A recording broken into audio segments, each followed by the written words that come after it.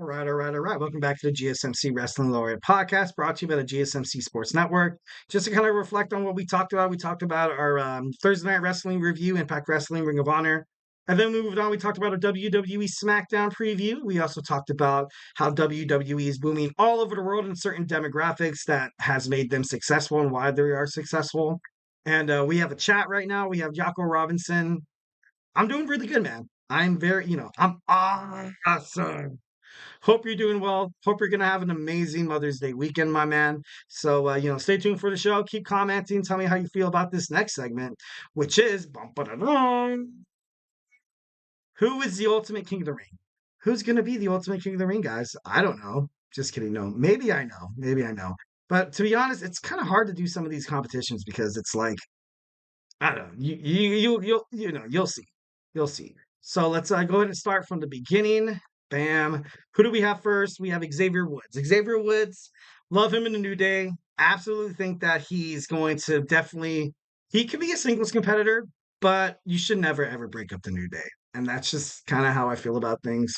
If you agree with me, let me know. If not, I don't know. The way he won the championship or the King of the Ring, he was King Woods, and I kind of like you could tell that he was total like into this. He was a dork about it. Awesome. So coming in, we have in that second spot, we have Baron Corbin. Baron Corbin made his jump back into the main roster in the WWE Draft 2024.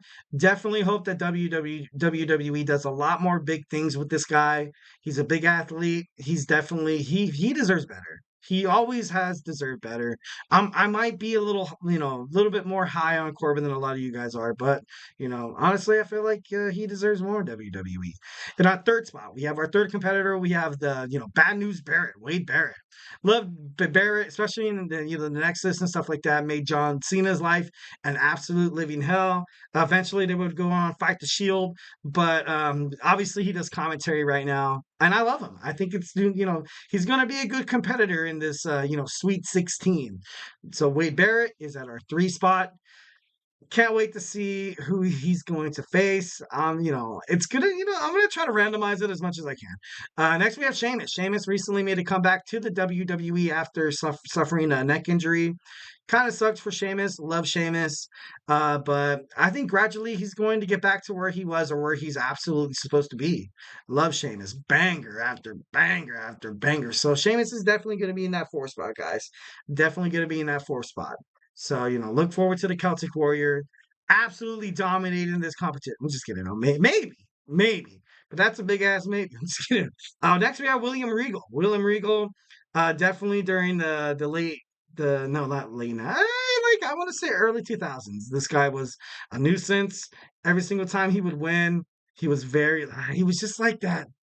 I don't know. Like he was that punctual person, classy, and he would take a crap on blue collar workers because he was all famous and stuff like that. But William Regal was there at our number five spot. Next we have Booker T. Booker T, the five-time WCW champion, former World's Heavyweight champion, is in that sixth spot. So it should be obviously King Booker, and he was the World Heavyweight Championship at the same time. Definitely one of the best. Honestly, he is the best wrestler to come out of WCW, the Jim Crockett Promotions. Well, because they had a partnership and stuff like that. But Booker T is definitely a legend. He's a Hall of Famer twice. He's gonna go far in this tournament. And we have Brock Lesnar, spot number 6. It's going to be hard to beat down Brock.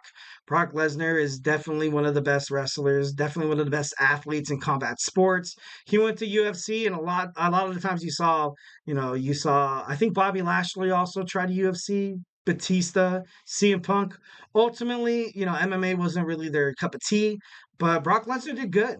Brock Lesnar was able to win the championship, so yeah, and then our last competitor in our first bracket, we have Edge. Edge, the rated R superstar. This is kind of like what a lot of this, bracket and this tournament that I'm going to talk about is because, a lot of these superstars winning the King of the Ring has definitely ultimately propelled their career to the point where they are right now.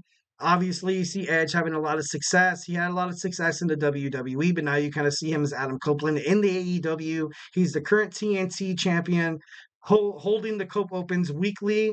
So honestly, it's going to be hard to beat down, Edge in this competition. But anything can happen. Absolutely anything could happen. So yeah. Move on to our bracket number two. Bracket number two. We're gonna go ahead and talk about our bracket number two as soon as this wants to work for me. So all right, here we go. So at that first spot, we have a bracket two is Kurt Angle, the Olympic gold medalist. No shock here to see how far Kurt Angle can go. Sky's the limit. Sky's the limit. Next, we have Mr. Ass Billy Gunn, the man. Love Billy Gunn. I love him as in wrestling. He's kind of done it all. WWF, WWE, AEW right now. Also, he's with the Acclaimed. Recently lost that Dynasty for the Trios Championship, but I think he can always bounce back. But this kind of helped. I feel like Billy Gunn is definitely one of those superstars that could have been pushed a little bit more back in his heyday, but ultimately it didn't really happen. Next in that three spot, we have Ken Shamrock. Ken Shamrock is kind of like the opposite. This is kind of like when MMA fighters started to get interested in the WWE. Some talent that followed Ken Shamrock, like you saw Ronda Rousey, we saw Matt Riddle, and we also saw Shayna Baszler come from the UFC to WWE/WWF. So love Ken Shamrock. Definitely think he's going to go far in my tournament. Next we have the main man, Paul Levesque himself. Triple H, and I know that I told you guys that I'm a huge Triple H fan, but don't make that think that he's going to win this very easily. I'm just kidding. No, but I'm going to try to be as biased as possible. No, I'm just kidding. No, I'm trying not to be biased. I'm trying not to be biased. I love Triple H. I love the way his career ended up, especially after winning the King of the Ring. But it's going to be hard, especially with competitors like this guy. If I ever, I don't know who I would choose if it was Stone Cold versus Triple H and determining who's the best King of the Ring winner of all times in terms of in-ring capabilities, what happened after they won the King of the Ring, and ultimately where they ended up after their career ended. You know what I mean? Like, it's gonna be kind of, it's gonna be kind of hard to beat out these two superstars. I love Stone Cold Steve Austin. Absolute, like, I feel like the Attitude Era is not here. Has never been created without the, Stone Cold Steve Austin and that Vince McMahon, kind of rivalry there. Next we have Mabel. Love Mabel. A little bit before my time, but I remember him in the Undertaker's faction. He was Viscera. He also Big Daddy V when he started making a comeback. The late great Viscera, the late great Mabel, the late great Big Daddy V. Loved seeing him. He was the world's largest love machine. I thought that was pretty badass. Next we have Owen Hart. Owen Hart once again, another legend, another late great. Definitely, I love Owen Hart, and obviously, I feel like without that tragic, incident, costing him his life, he definitely would have been more than. Not, I'm not trying to, crap on his career or anything like that, but it was, it was starting off. It was starting off, and obviously things ended tragically. Kind of sucks, but in this tournament, he's gonna go far because he's an amazing competitor.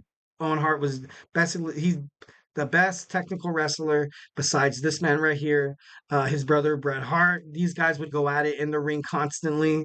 I kind of liked how they were in a tag team, the Hart Dynasty, the Hart Foundation. Like these guys are trailblazers for WWE. Created this kind of this phenomenon of professional wrestling that got people into it. So you can bet your ass that WWE would not be where they are right now without Owen Hart and this man right here. Bret Hart is going to, assume that last number 8 spot in bracket 2 for this, who is the ultimate king of the ring. Bret Hart, obviously his accolades in his illustrious career kind of speak for themselves. This, the best there is, the best there was, and the best there ever will be. Absolutely can't wait to get into this tournament on our next show. But before time runs out, we're running very, very short. Let's go ahead and take another break. Ultimately,